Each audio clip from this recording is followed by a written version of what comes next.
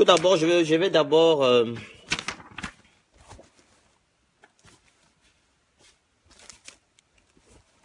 vous convient un événement qu'il y a lieu le 12 août à Nice.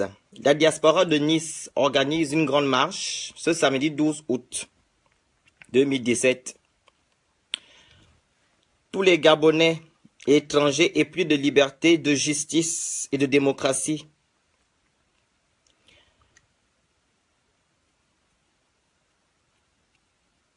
doivent prendre part de cet événement.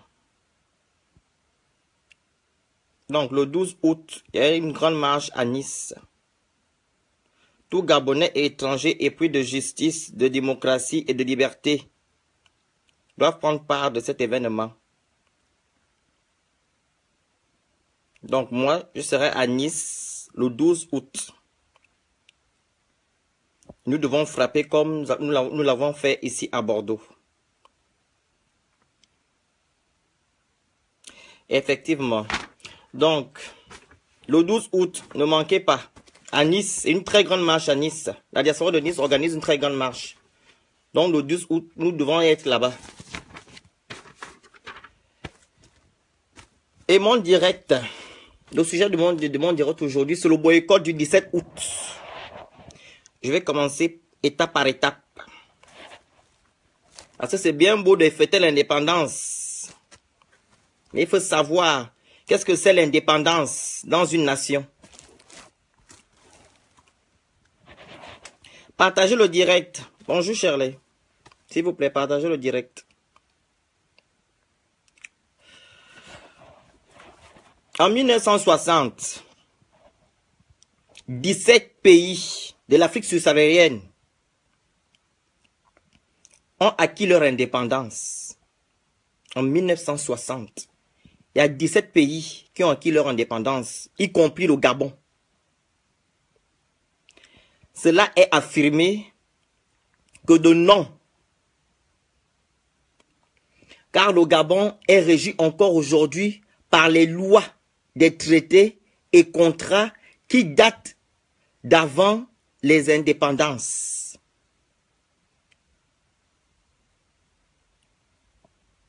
Donc, le colonialiste a fait place du néocolonialisme.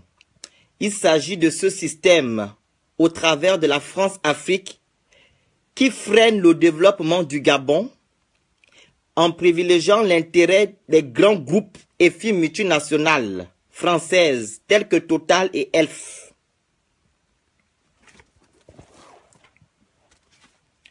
Donc, je reprends. C'est pour que vous puissiez comprendre ce que je suis en train de faire. En 1960, 17 pays d'Afrique subsaharienne ont acquis leur indépendance, y compris le Gabon. Cela est affirmé que de non. C'est-à-dire que non, l'indépendance n'est pas respectée. Il n'y a pas d'indépendance au Gabon. C'est que de non. Car le Gabon est régi encore aujourd'hui par des lois, des traités et contrats qui datent d'avant l'indépendance. Donc, si nous sommes encore, si le Gabon a encore des lois, des traités et contrats qui minent encore notre société à l'heure actuelle, ça veut dire que non, notre pays n'est pas indépendant.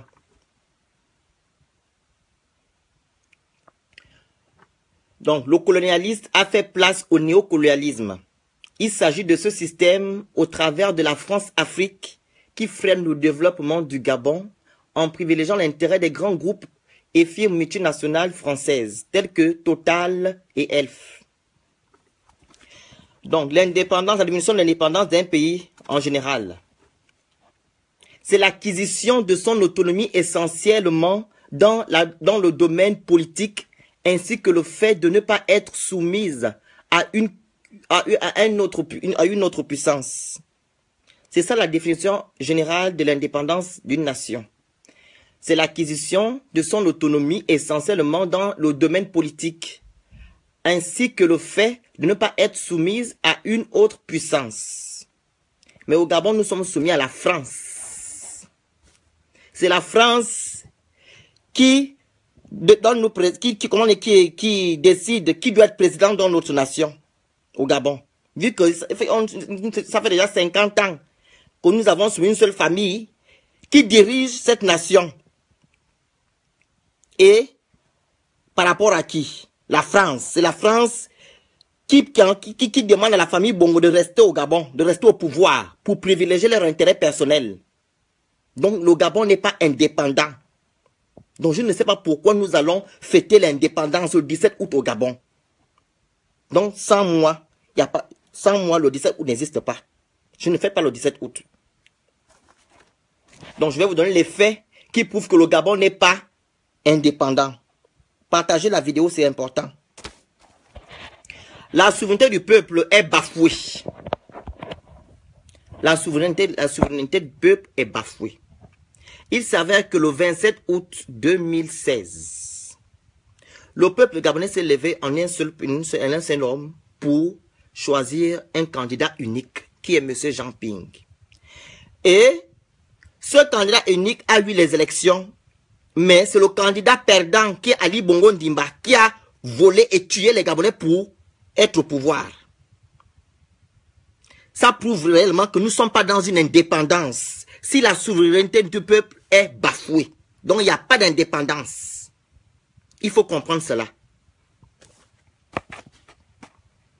La liberté d'expression a deux vitesses. Je m'explique. La liberté d'expression a deux vitesses. Il y a certaines personnes qui sont de la majorité qui doivent parler et d'autres qui sont de l'opposition, de la minorité ne doivent pas dire non. Ils ne doivent pas parler. Donc il n'y a que certaines personnes qui doivent parler au Gabon. Et il y a d'autres qui ne doivent pas parler. Si tu parles, on t'attrape. Donc pour moi, il n'y a pas d'indépendance au Gabon. Vu que la liberté d'expression est à deux vitesses. Elle n'est pas transparente. Elle n'est pas équitable. Donc il n'y a pas d'indépendance au Gabon sur la liberté d'expression. Là, je suis sur le cas de la liberté d'expression. Je repars sur la justice n'est pas équitable ni transparente. Même vous le voyez au Gabon. La justice n'est pas équitable. Elle n'est pas transparente. Donc, pour que le juge décide, il faut que ça revienne du gouvernement. Ça revient du haut. C'est ce que le haut va dire, c'est ce que le juge va faire.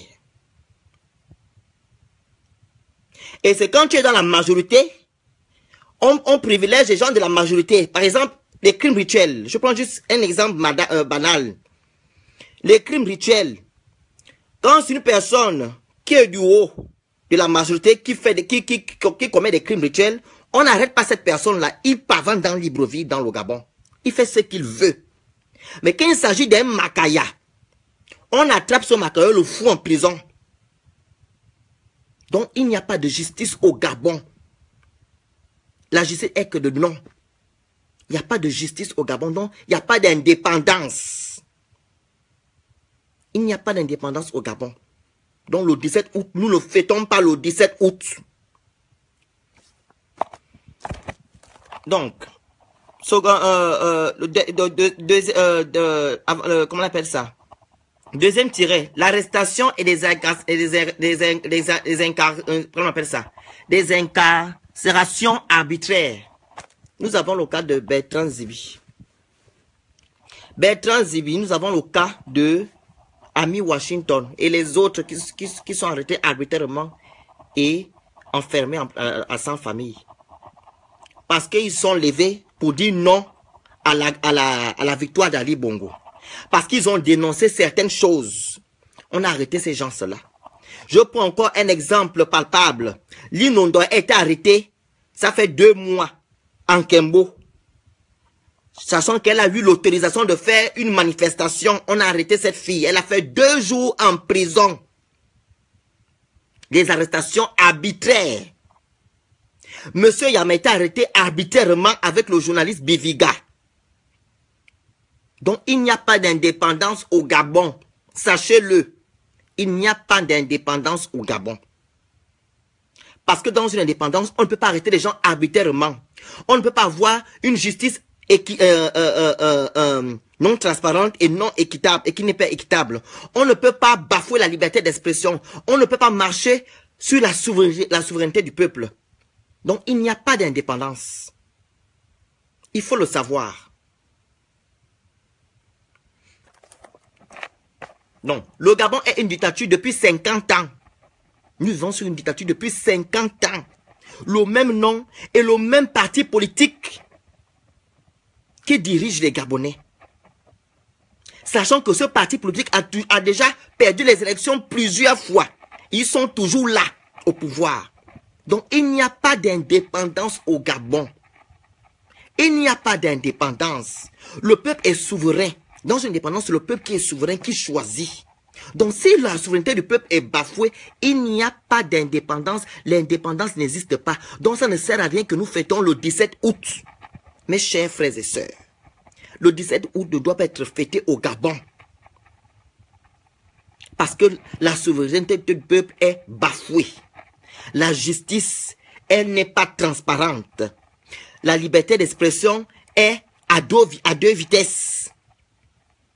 Il y a des arrestations arbitraires. Il n'y a pas d'indépendance au Gabon. Ce sont les points que je viens de vous donner. Il y en a d'autres. Quand l'attitude d'un peuple à déterminer sa propre destinée est entravée, on ne peut pas parler d'indépendance. Quand l'attitude d'un peuple à déterminer sa propre destinée est entravée, on ne peut parler d'indépendance. Bonjour. On ne peut pas parler d'indépendance quand la détermination d'un peuple est entravée. On ne peut pas parler d'indépendance. Le peuple s'est levé le 31 août.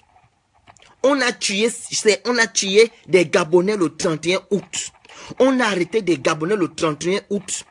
On a bafoué la souveraineté du peuple le 31 août. Donc, il n'y a pas d'indépendance au Gabon. Sachez-le. Nous devons le savoir, peuple gabonais. Ne restons pas dans l'ignorance. On ne doit pas fêter l'indépendance le 17 août parce qu'on nous a demandé de fêter le 17 août. C'est que de non. Le 17 août, c'est que de non. Il n'y a pas d'indépendance au Gabon. Nous allons avoir l'indépendance quand la souveraineté du peuple sera respectée dans notre nation. Partagez le direct. Il faut que les Gabonais sachent cela. Il n'y a pas d'indépendance dans notre nation. Mbolo Leila.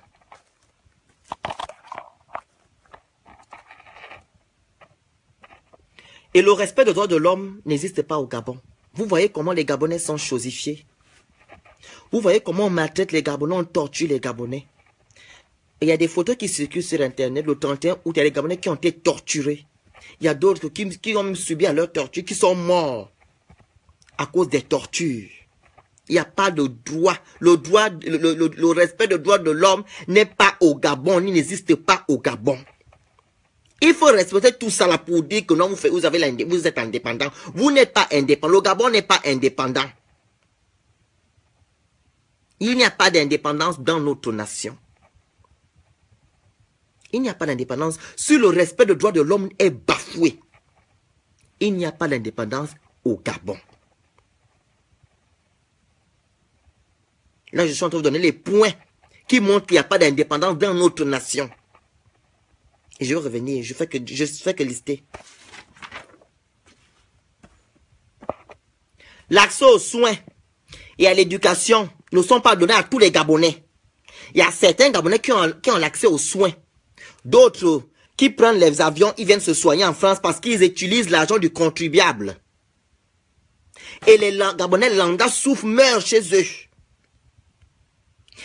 Les enfants des Gabonais lambda ne vont pas à l'école parce qu'ils n'ont pas accès à l'éducation. Ça veut dire que non, il n'y a pas d'indépendance. La preuve, c'est quoi? On a encore augmenté les frais d'inscription à l'UOB. Sachant que les étudiants n'ont pas d'argent. Où ils vont trouver cet argent-là? D'abord, ils commencent,